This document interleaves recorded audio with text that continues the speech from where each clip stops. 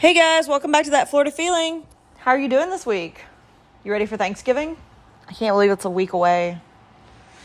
Gosh. Thank you guys for participating in the Facebook and Instagram polls. Glad to know that the majority of us like stuffing or dressing, whichever one you prefer to call it. And for telling me your favorite side dishes on Instagram. A lot of those sound super yummy. Really big thanks to everybody who's been liking the Facebook page. We had a lot of new likes this week. You guys are amazing. So welcome to everybody who liked that. Thank you so much. Also, don't forget to check out the Facebook group. I tend to post fun memes and do another poll and questions on that one as well. So don't forget to interact with both. Also, the Instagram page. You guys are just amazing again. Thank you so much for all the likes and follows on it. Did you guys get to see the space launch that I got to film? I thought that was so cool. It was something random and exciting, and I had never gotten to see one before. It was so fun. You could actually see the whole thing from standing on Cocoa Beach, although I was not expecting it to be loud. Like, it was loud. I'm sure you guys, if you watch the video, you hear me asking that like 4 times. But that was something really cool. Just another fun part of living in Florida. And thank you to everybody who has liked, subscribed, followed, turned on your notifications for this podcast. I love that I still get to do this for you guys. If you have a second, though, 5-star review would be great on Apple. It just helps to get the podcast out there to people. Thank you for that. So last week, as I mentioned, we were going to talk about something fun in Florida, and we're going to talk about pirates. Are you imagining Johnny Depp? Orlando Bloom? Maybe somebody from the TV show Black Sails? Which, by the way, is a really good pirate show. If you haven't checked it out, check it out. It's really good. But pirates are really an important part of Florida. Florida was not exempt from pirate attacks. In fact, some parts of Florida saw numerous pirate attacks. And Florida also was a really good natural safe haven for pirates to seek shelter because of how Florida is. And, you know, maybe they even buried their treasure here, guys. We don't know. Maybe really one day we'll find that treasure map and X will mark the spot and you'll find some long lost treasure. Who knows? I know that there is a treasure coast in Florida, but it's not completely from pirates, not directly. But that doesn't mean that pirate treasure couldn't be buried there as well. I mean, we've all heard stories of pirates and their maps and their fearsome ships and piratey things. So you never know. Maybe one day we'll find that here in Florida. And of course, pirates did play a big role in Florida. I mean, we even had the Tampa Bay Buccaneers. Which, by the way, I had to look up what the difference between a privateer and a buccaneer was. A privateer was someone who was basically hired to stop other ships. And, of course, piracy ensued. Whatever happens out there, and just don't tell anybody when you go back to land kind of thing. And as long as everybody gets treasure, I guess, nobody talks kind of thing. But a buccaneer was actually named for the type of meat that they would eat. So basically they would set up little camps on shore and they would eat this, I'm going to call it preserved meat, but it's basically dried meat that they equivalent to like beef jerky or jerky. So it was actually, sounds more like a French term, and I'm going to completely botch this because being Southern doesn't mean you can pronounce half the stuff correctly. But it's like boucanier. But basically, that's the term for the kind of meat they eat. So that's how they got their name, and now we call them the Buccaneers. So naturally, me explaining all that tells you that piracy has obviously been around for a pretty long time. And actually, it's probably been around since people started sailing the oceans and the seas. So what is piracy? Well, piracy, by definition, is an act of robbery or criminal violence by a ship or a boat-borne attacker. So to be a pirate, you must have a ship or a boat, and you must attack people from it while attacking another ship or a coastal area with the intent to steal cargo or valuables or people. I love that they add people. You can steal people now. And of course, the earliest reports of piracy are from the 14th century BC, when a group of ocean raiders attacked ships and settlements in the Aegean and Mediterranean civilizations. So it's been around a long time. And of course, pirate attacks tend to happen in certain areas where the geographical features create a narrow channel or an area that creates a predictable route, such as the English Channel, the Straits of Gibraltar, and, of course, the Straits of Florida. Now, we know that pirate attacks happen to this day, but they aren't with swords and cannons and large wooden ships. Now they're with fast boats and assault rifles, which kind of seem more scary than seeing a large wooden ship looming in the horizon. But it is what it is. Still seems a little scary to me, though. Now, piracy in North American Florida really started in the early 17th century, and that's because English privateers were getting discharged from service after the Anglo-Spanish War. And they turned to piracy. Had to make ends meet somehow, and they knew how to sail, so why not make the most of it? But most of the pirates that were in or around Florida didn't just come from one spot in Europe. They came from a lot of different parts of Europe. So British, Spanish, Portuguese, Dutch. And of course, the earliest piracy in Florida centers around the shipping routes that were happening because of the English and the Spanish settlement in the New World. And that really pretty much took them from one side of the Gulf of Mexico around Florida through the Caribbean and back over to Europe. And of course, the earliest settlements in Florida, such as St. Augustine, which was actually sacked by pirates not once but numerous times, kind of helped to create the pirate lore that Florida has today. And of course, Florida was close to the pirate havens in the Bahamas and the Dry Tortugas and Port Royal. And being in the route that they used to unload their goods and then send them up to New York, Canada, or other parts of the world, it meant that Florida did not escape piracy by any means. And it wasn't just one area that dealt with piracy, but really most of Florida. Of course, the larger encounters were Key West, Tampa, St. Augustine, and even up to Fernandina Beach. Fernandina Beach, for those of you who haven't heard of it, is it's of course on the coast, and it's by Jacksonville, so it's north of St. Augustine. And the reason that Fernandina Beach became a pirate haven is really because of its harbor. So it had a naturally deep harbor or port that let pirate ships enter during low tide. And Fernandina Beach really saw its pirate boom in the 17th and 18th centuries. And they embraced it, and they still embrace it to this day. They actually have a Ghost Tales and Pirate Lore tour about the history of Fernandina Beach that you can take, which sounds really cool, and I'm probably going to add that to my Florida bucket list. Now, the history of pirates in Fernandina Beach includes some famous names such as Captain Kidd, Jean Lafitte, and of course Jose Gaspar. And as we know, Fernandina Beach is not the only city to embrace its pirate history. St. Augustine has also embraced it, especially since it was sacked a couple times by pirates, thanks to Sir Francis Drake, to name one of them, in the late 16th century. But St. Augustine actually has a pirate museum that you can visit and learn about the piracy in Florida, as well as it also takes you to, I believe it's Port Royal in Jamaica, and shows you kind of how pirate would have looked back in the day, which is kind of cool. And of course, another place that really experienced piracy to its fullest is the Florida Keys. And that's because it was pretty much a lawless area where no one dared to venture. Makes it a perfect place. And not just the Florida Keys, but a lot of Florida made it a great place for pirates to hide or set up havens due to the geographical features that make up Florida, such as the inlets, the bays, the rivers, and the marshes that make up the Sunshine State. And of course, the pirates learned the waterways, which gave them a lead on warships chasing them, and they could head in from the coast and hide on the rivers and the marshes, and that even allowed their ships to remain hidden, especially in the mangrove swamps. One part of Florida that really is fascinating and really was a safe haven for pirates was Anclote. Anclote's in Pasco County, which is on the west side of Florida, and it's really known as a pirate hangout thanks to its geographical features because it's set on the mouth of the Anclote River. Now, the spot was actually marked on maps in the 1500s, and that was actually due to a Spanish well that existed there, and it actually still exists to this day. But what was important about that was that it was fresh water.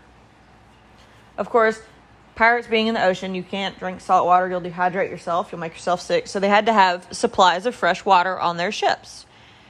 And not just pirates, really anybody sailing the ocean had to have a pretty good supply of fresh water on these ships.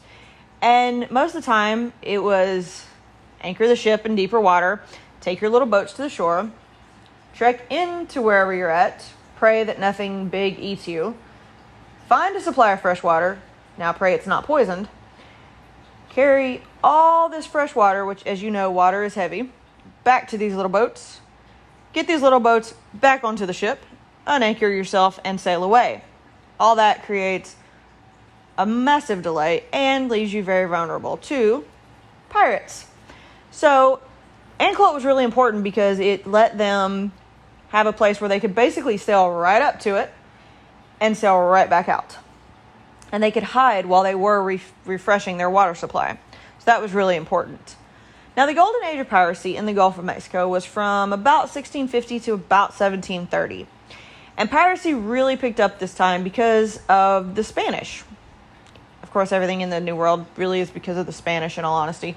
But it was mainly this time because the Spanish was moving treasure from its new colonies and settlements in the Americas back to Europe, which actually took them through the Gulf of Mexico, down the side of Florida, around the Keys, over to the Caribbean, and up to Europe. And because these routes were so well known, this pretty much made it an easy place for people to pick off ships. And because everybody was trying for these new areas, it meant that there was no real authority in the area, so pirates ran rampant. Pretty much lawless, and everybody did their own thing. They actually estimate that around 5,000 pirates sailed the Florida Straits and the Gulf Coast from 1715 to 1726, which is 11 years, you guys. 5,000 pirates in 11 years. You can imagine how much treasure is buried and plundered. And of course, piracy picked up again after that in the 1800s because of the fighting between the French, English, and the newly founded U.S.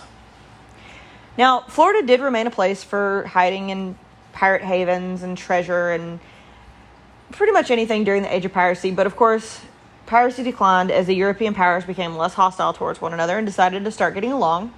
So that meant they could go after these lawless groups of people. But the rumors and legends of piracy in Florida persist to this day. We do know that pirates were here, and we even knew that they did hide their loot on the sunny shores of Florida. Hernando County on the west side of the state is actually said to be one place that treasure was hidden due to the marshes and rivers in that area. Another place, which I'm sure you can guess, is the Everglades.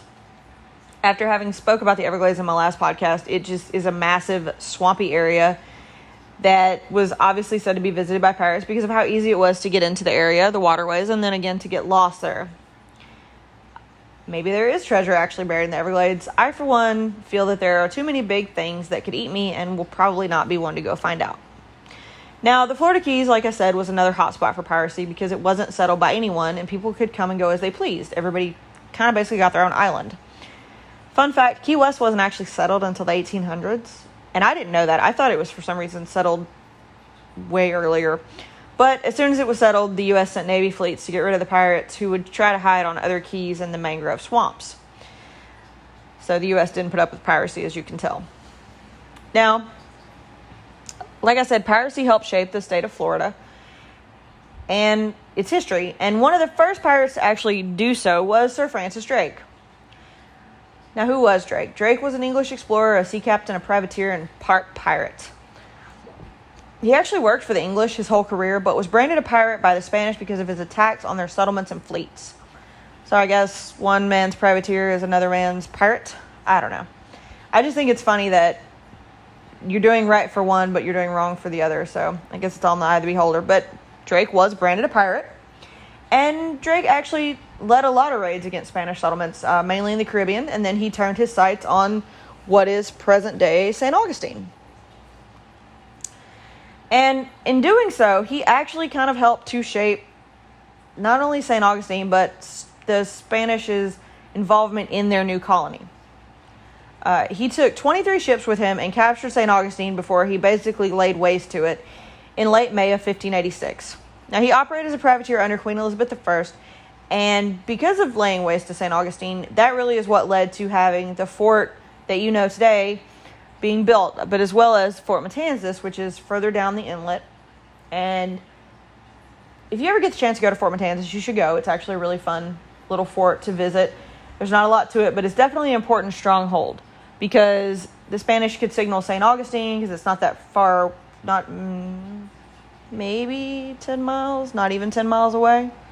No, it's got to be closer than that. It's down A1A. But so Drake sacking the town actually is what created these strongholds for Spain, from Spain, to allow not only their settlements to be protected, but also to help shape where the Spanish would continue to go in Florida. Now, another pirate that made Florida a haven was Edward Teach. Now that name might sound familiar to you, or the name Blackbeard might sound more familiar. And Blackbeard was one of the most famous and feared pirates in the age of piracy. Now Teach actually took up residence in the Bahamas, but he preferred to patrol the waters of the Florida Straits as a pirate. He would attack ships heading back to Europe that were loaded with treasure, take it for his own. He would also sail up the coast of Florida and take the Spanish vessels and actually use not just the treasure, but the ships in his own private fleet. Now, Teach would actually sail the waters around Florida until he gave up the pirate life to live and die in North Carolina. I don't know, man. North Carolina's cold. I'd have just stayed in Florida. But okay. Now, another famous pirate that called Florida water his own was Black Caesar. You might have heard the name. Black Caesar was an African war chief that was captured by slave traders because they lured him on the ship with the promise of food and music and shiny things. So Black Caesar went to the ship with 20 men, and they fed him, they gave him alcohol, they showed him all these pretty things that they were promised to give him, and as they had him distracted, the ship sailed away, capturing Black Caesar and his men. Now, of course, Black Caesar tried to escape, but he accepted his fate, and he was captured. And, of course, Black Caesar was going to be taken to the New World, and as they sailed towards Florida and a much harsher life, a hurricane would hit. Of course, hurricanes in Florida just kind of go together. And it hit about the time they neared the Florida Reefs, which is pretty much right outside of modern-day Key West. Now, Caesar had made a friend while he was on this ship, and it was the only person he would take food from, the only person he would communicate with. And this man felt bad that Caesar was going to basically go down with the ship, so he freed him. And of course, as his friend freed him, they saw the opportunity to save themselves. So they took a longboat, some ammo, and supplies, and left the doomed ship as the hurricane hit. And they were pushed ashore by the storm, where they sought shelter. And reportedly, they're the only two people that survived from that ship. Now, what did they do? They did what they always did, what they knew to do. They took the longboat, and they would lure ships passing by to stop and help two stranded, shipwrecked sailors just get back home. How would they do it? They would sail out to these ships, and when they were close enough, they would pull out their guns and demand ammo, food, and other supplies with the promise that they would sink the ship if they didn't get what they wanted. I'd probably just give them what they wanted. And they did this numerous times for a long time, and they even said to get a pretty sizable amount of treasure. And their haven was actually reported to be on Elliott Key, which is where their treasure is said to be, and that's between Key Largo and Miami, just kind of south of Homestead. Now, Caesar and his friend had a good thing going until a woman. Of course, everything goes bad over a woman. And Caesar killed his friend over this woman. And that really meant that he could do what he wanted. So he began to amass a crew to continue to plunder ships that passed by. He even decided that at some point he just wanted to take the whole ship because he wanted to be able to sail out and attack ships in open water. And he did. And he was actually able to avoid capture thanks to Florida's many different waterways that I talked about, using the mangrove swamps or different keys to escape. Now, Black Caesar had a really unique way of hiding his boat when trouble came. And I'm going to tell you about it, but to me it just seems like such a time-consuming effort. But it worked. They would flip the boat and hide it in the water until danger passed. And what they do is they would run a rope through the metal rings to hold the boat down in the water. Once trouble passed, they would raise the boat, get rid of the water, and go right back out to raiding ships that passed by. I feel that is ingenious, but it has got to be an extraordinarily long process. And he continued to do this. He continued to amass a wealth of treasure. And there's even reported to be 26 bars of silver on Elliott Key. So maybe one day we'll find that. Now, Black Caesar didn't just stop at raiding ships. He decided that he wanted to create his own community. He was said to have a harem of women that was numbered over 100 women that he had seized from passing ships. He had a prison camp where he kept his prisoners that he wanted to use for ransom in his own small community. Nonetheless, he was still ruthless, and so when he would go out on raids, he would leave the prisoners to starve to death while he was away. A few people actually managed to escape onto the island, away from his camp. And a lot of people actually still think that island is haunted to this day. Is it Black Caesar roaming looking for his treasure? Is it the prisoners who died there? Is it the people who ended up having to live there by none of their own choices? Or is it just an alligator? Who knows? I'm not going to go find out. But if you guys want to, go ahead. Now, Black Caesar eventually left that area and decided he wanted something more. So he went to join Blackbeard's crew. He wanted to raid more, get more treasure, get bigger ships. So he sailed up the coast of the U.S. towards North Carolina, joined up with Blackbeard, and even became a lieutenant on Blackbeard's main ship, the Queen Anne's Revenge. Of course, Caesar joining Blackbeard would actually be his downfall. Blackbeard was retired, but he wanted one more final heist. We'll call it a heist. Attack, loot, whatever. And he went out to get it. Well, he chose the wrong ship. And Black Caesar was on that ship with Blackbeard, and Blackbeard was stabbed to death. So Black Caesar decided that he was going to try to light a powder magazine and blow the ship to pieces. Because you never want an enemy to get your ship. So as he was trying to light the powder magazine, he was restrained before he was able to do so, which meant he was captured. He was taken to Williamsburg, convicted of piracy, and eventually hanged as a pirate. So Black Caesar had an interesting life. The only problem with that is that we don't know if it actually happened. There's no actual physical evidence that Black Caesar ever existed. Now, we know the locations are real. Obviously, we can go visit them to this day. But we don't know if he actually existed in these locations. The connection to Blackbeard could be real. It could be made up to make Blackbeard seem fearsome, or Black Caesar to have a better reputation. We don't know. What we do know is that he is a legend. And he was so feared through the Florida Straits and Keys that sailors feared him in that area. So whether he's real or not, or whoever made him up did their job and scared the crap out of everybody sailing through that area. Now, the next pirate didn't really roam Florida so much as he just wanted to attack it. Englishman Robert Searles was a pirate that forever changed one part of Florida. He decided to follow in Sir Francis Drake's shoes and attack St. Augustine. But he did it in spectacular fashion. He captured a ship that was actually going to St. Augustine, and he used it as camouflage to sail into the harbor as they waited.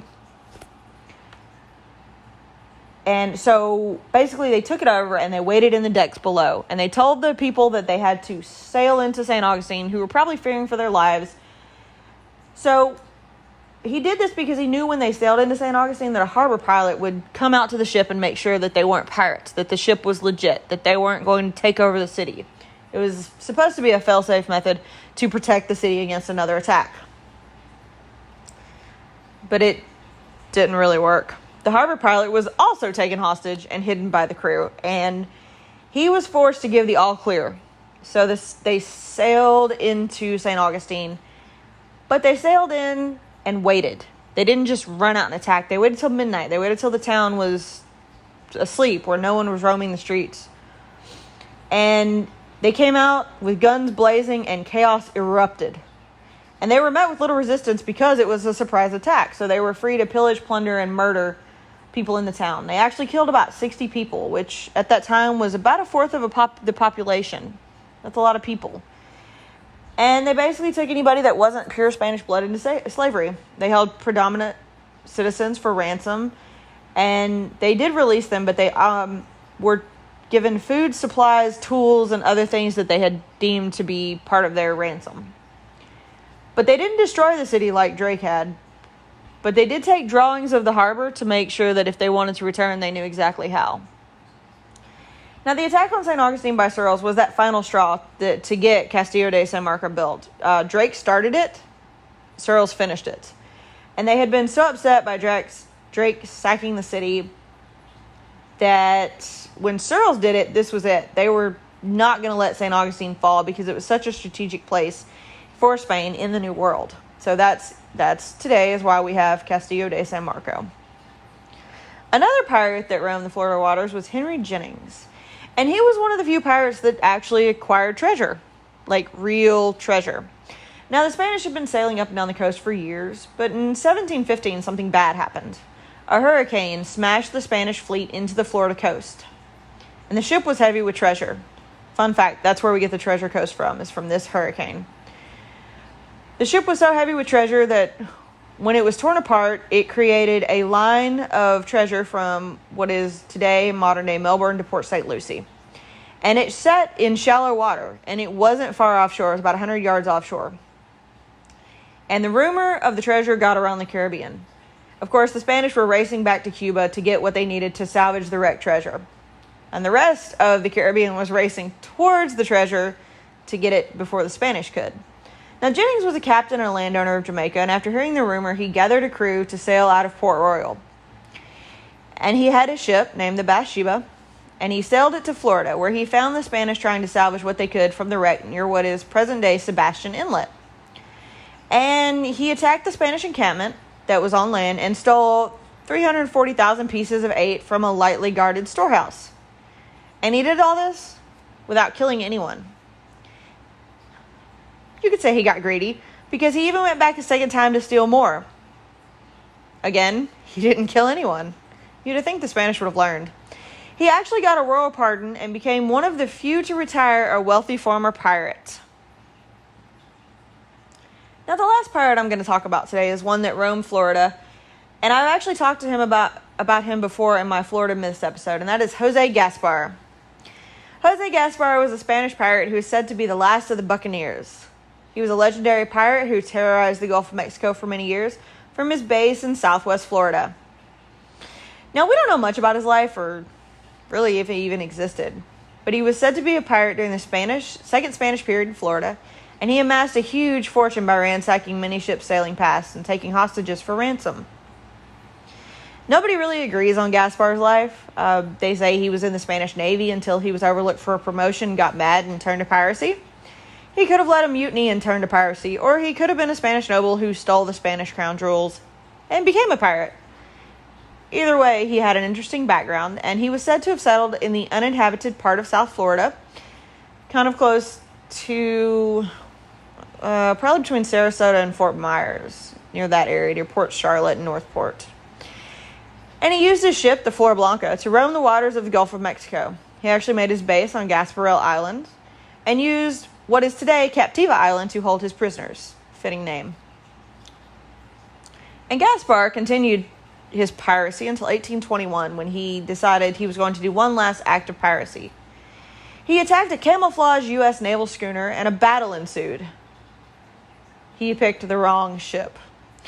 Now, Gaspar, not being one to let someone else tell him how his life was going to end, he wrapped an anchor chain around his waist and jumped. He went down with his ship because he wasn't going to be taken alive. Of course, the crew was captured and hanged, but not everybody. In fact, one was said to escape, and that one person was said to have been John Gomez. He was said to have been on Gasparilla's crew, and he was the one who told everybody about Jose Gaspar. Now, Gomez was said to be on Gasparilla's crew, and Gomez was a real person. But we don't know a lot about Gomez because he never told people his real age. And he had amazing adventure stories from all over. Nobody knew if they were real or made up. He lived on Panther Key, which is South Florida, and he is probably one of Florida's real-life pirates that lived and survived the golden age of piracy and lived to tell about it. Now, whether he was with Jose Gaspar or even Black Caesar, nobody knows. But he was real, and he was probably really a pirate. So we do have one real-life pirate here in Florida. Now, a few other notable pirates that sailed around the Florida were Anne Bonny, who was a notorious woman and a very mean pirate, and Calico Jack, or Jack Rackham. He sailed the Caribbean and the Florida waters. Fun fact, he's also the pirate that came up with the Jolly Roger. So the skull and crossbones, that was him. Captain Kidd was also said to be around these waters during the golden age of piracy, and probably was even the inspiration for Robert Louis Stevenson's Treasure Island. Jean Lafitte, who was a pirate to have roamed the Gulf of Mexico during the early 1800s, stayed towards Louisiana but did venture towards Florida every now and then. And all these pirates have given Florida a very interesting history. Pirates may just make up a small part of it, but it is a very interesting part of it. And of course, the history of pirates is still celebrated in Florida. In fact, a lot of cities in Florida actually host pirate festivals. You ever heard of Gasparilla? If you live near Tampa, you have. Tampa holds Gasparilla every year to celebrate the famed Jose Gaspar and his capture of Tampa by the Flora Blanca, complete with a parade and flotillas. St. Augustine actually celebrates Searles and Drake's sack of the city. Fort Lauderdale has a pirate festival in April. Fort Walton Beach celebrates Billy Bowlegs and has become the longest-running pirate festival. I have seen the Billy Bowlegs Festival, and while Billy Bowlegs probably is not a real pirate, it's still a fun festival to get to attend. And of course, you can find many more up and down the coast of Florida for kids, for adults, beer festivals, pretty much anything. You can find something for everyone at any of these numerous pirate festivals. And you can learn about the history, feel like pirate for a day, get some good food, probably get some good beer. But the one thing you've still got to watch out for while enjoying piracy is Florida Man. And I'm sure if Florida Man was a pirate, he probably would have been a bad one. So the Florida Man we're going to talk about today is from Vero Beach, fitting since it's the Treasure Coast. A Florida man was arrested for drunk driving and smoking THC because he was preparing for Jesus' return. I believe he was preparing for something. I don't know if it was Jesus or he needed to meet Jesus, but he was preparing for something, y'all. Woo, stay away from drugs. All right, guys. I hope you've enjoyed this fun episode. I had fun writing it. Pirates really are interesting. Something fun to think about and how free it could have been. But it's still part of Florida's history, so it's fun to talk about. If you guys have anything you want to hear in particular in Florida, let me know. You can email me at thatfloridafeel@gmail.com. You can message me on Instagram or Facebook. I tend to answer usually pretty quickly. Suggestions are always welcome. Maybe it's something I hadn't even thought of that's interesting for Florida. Again, don't forget to turn on notifications. I don't want you guys to miss any new episodes. And if you have a second, that 5-star review is super appreciated. It really helps me out. You guys stay amazing. Enjoy your turkey or whatever you choose to eat. Enjoy your time with your family. Be nice. By the way, if you're doing a friend's Thanksgiving or Friendsgiving, I think that's awesome. I just want to say that. Sometimes friends can be much better than family. So enjoy whatever you decide to do to give thanks. Don't forget to wear your sunscreen, drink plenty of water. And as always, guys, that is your daily dose of sunshine.